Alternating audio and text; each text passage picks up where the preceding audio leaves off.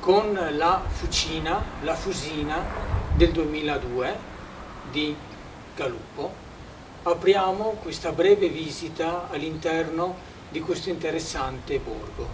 Tutto iniziò nel 1980 quando Osvaldo D'Acol, presidente della Pro Loco, decise di invitare degli artisti a dipingere sulle pareti di queste case antiche ma anche moderne per creare un vissuto culturale che si possa tramandare alle nuove generazioni. Ecco che le tematiche sono tutte figurative, ma riguardano le persone, i cittadini, voglio chiamare così, che hanno abitato questo borgo, questo paese di montagna, ma nello stesso tempo tutta la vallata e tutta la comunità.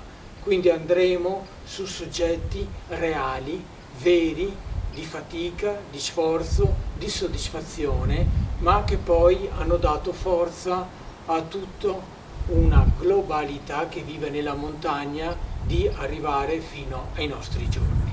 Quindi mi alzo e vi presento il primo murales, La Fusina, la Fucina, Riccardo Galuppo del 2002. Iniziamo questa breve visita in modo tale da crearvi una piccola curiosità per venire a visitare di persona il borgo.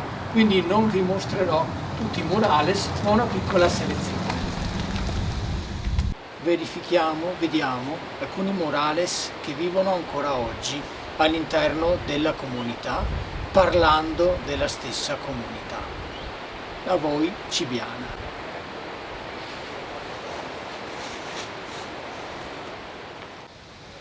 (1997) Saverio Barbaro, l'emigrazione. Un tema che possiamo leggerlo in due chiavi diverse. Ovviamente l'emigrazione da un certo punto di vista religiosa, biblica, ma soprattutto, avendo conosciuto l'artista, da quelle terre dell'Africa del Nord. Una fontana del 1913, Gorga Sincera, e come potete vedere un'ulteriore tematica figurativa all'interno delle tradizioni del paese di Cibiana e di tutta la vallata. Fare il pane. Il pane è vita, è forza, è sostentamento. Quindi l'artista parte da questo antico e comunque contemporaneo concetto per rappresentare due figure, una coppia ipotetica, marito e moglie, donna e uomo, che preparano il pane e danno gioia a tutta la collettività, e una colomba di pace augura serenità a tutti. Gianni Longinotti, 1991, le fotografie di Città. A voi. Giorgio Di Venere, Almoleta, Larrotino, 1994, un altro murales che vive nel borgo di Cibiana, un antico mestiere tuttora in uso, anche se sta scomparendo. A voi Larrotino. Murales figurativo, a voi Renato Nesi, con la disperazione ma nello stesso tempo la forza dell'uomo di aver bloccato l'incendio.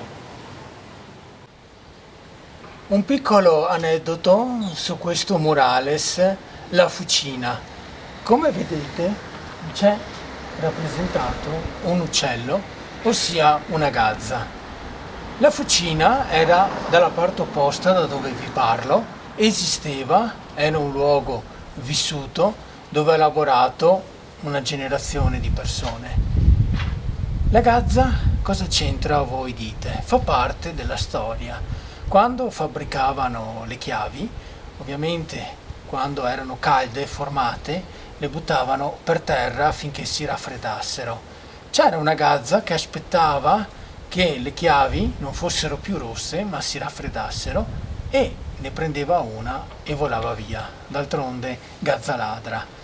L'ironia della sorte è che il proprietario, il titolare dell'attività, stanco di vedere ogni tanto, ma anche spesso in una vita di duro lavoro, questo episodio, fece in modo che la chiave non fosse rossa ma non fosse neanche fredda, la buttò e questa gazza ladra si scottò il becco prendendola per portarsela via.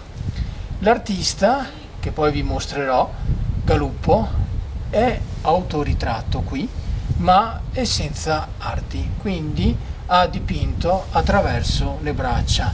Questa informazione me l'ha data un abitante qui del borgo, cui ringrazio molto.